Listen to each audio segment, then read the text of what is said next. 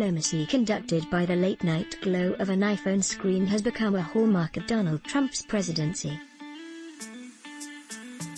On the 10th of June, he turned his attention to ugly anarchists in Seattle, urging Washington's Governor Jay Inslee to get to grips with the insurgent threat and take back your city now. Trump's alarm about anarchists signaled a new turn in his polarizing administration.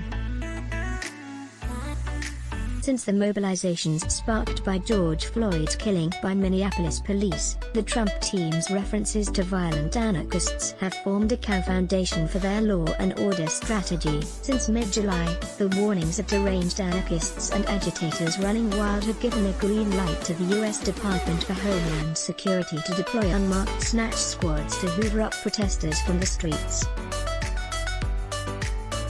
With Trump recently threatening to send a surge of law enforcement officers into Chicago, Joe Biden has even jumped on the bandwagon and called for anarchists to be prosecuted.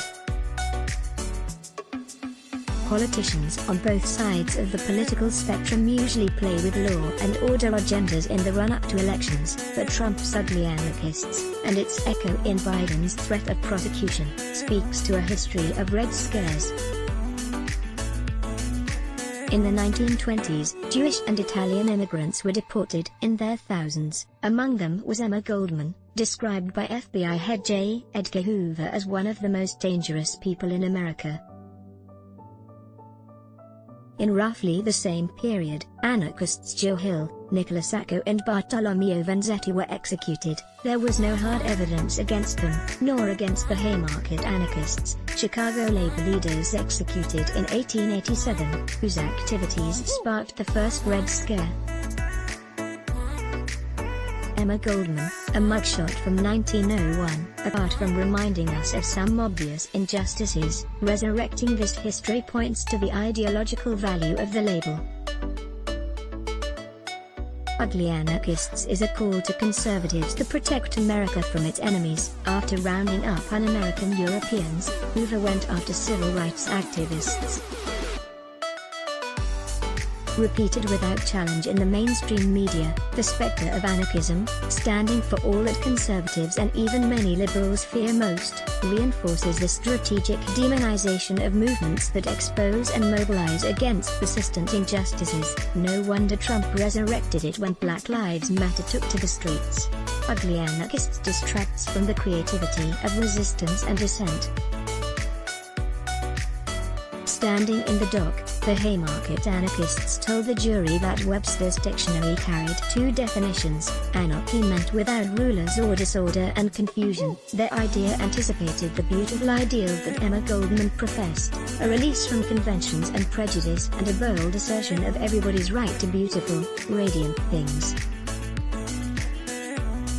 Trump's snatch squads, a continuation of the measures deployed against undocumented migrants, are a manifestation of the other, the truly ugly presence in American politics. Trump is the latest in a long line of presidents who view anarchism as an alien presence in American life. His ugly anarchists' bluster mischaracterizes the organizational experiments at work in the Capitol Hill Autonomous Zone in Seattle.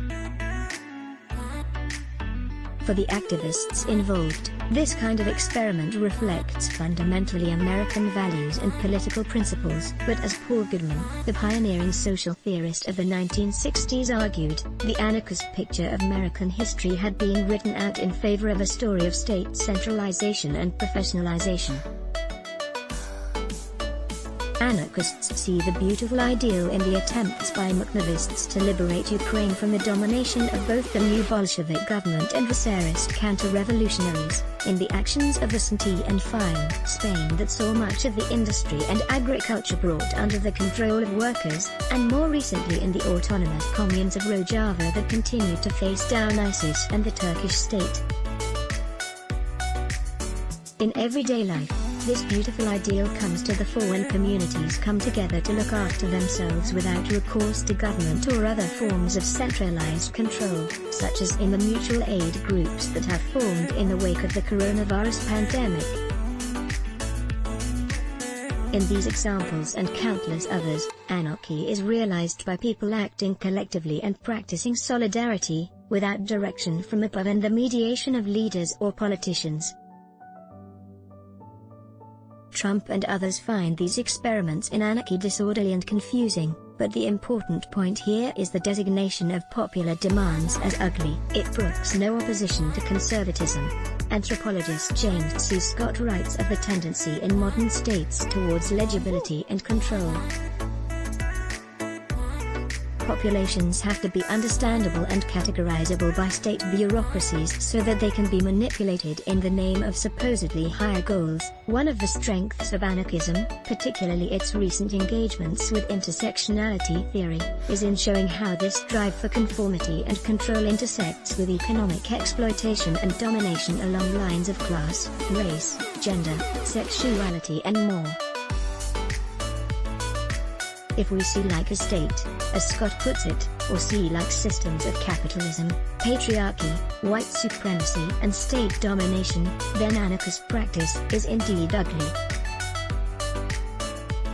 Those active in the Black Lives Matter movement, the Me Too movement and other mobilizations see beauty in them.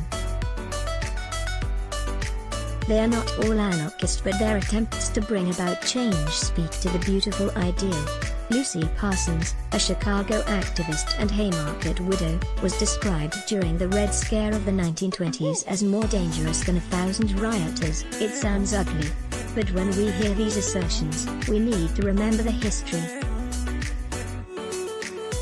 That history tells us that the real ugliness of American politics comes from the law and order agendas that Trump and his forebears champion, and not the beauty in attempts to resist them. Matthew Adams, Ruth Kinner and Thomas Swan are members of the Anarchism Research Group at Loughborough University. Matthew edited the Palgrave Handbook of Anarchism, 2019, and is co-editor of the journal Anarchist Studies. Ruth is author of Great Anarchists, forthcoming with Dog Section Press and The Government of No One, Pelican Books, 2019. Thomas is a Lever Humerly Career Fellow, author of Anarchist Cybernetics, Bristol University Press, 2020, and co-editor of Anarchism, Organization, and Management. Critical Perspectives for Students, Routledge, 2020. Let's block ads. Why? Show your love for him. Click the link in description. Thanks for watching.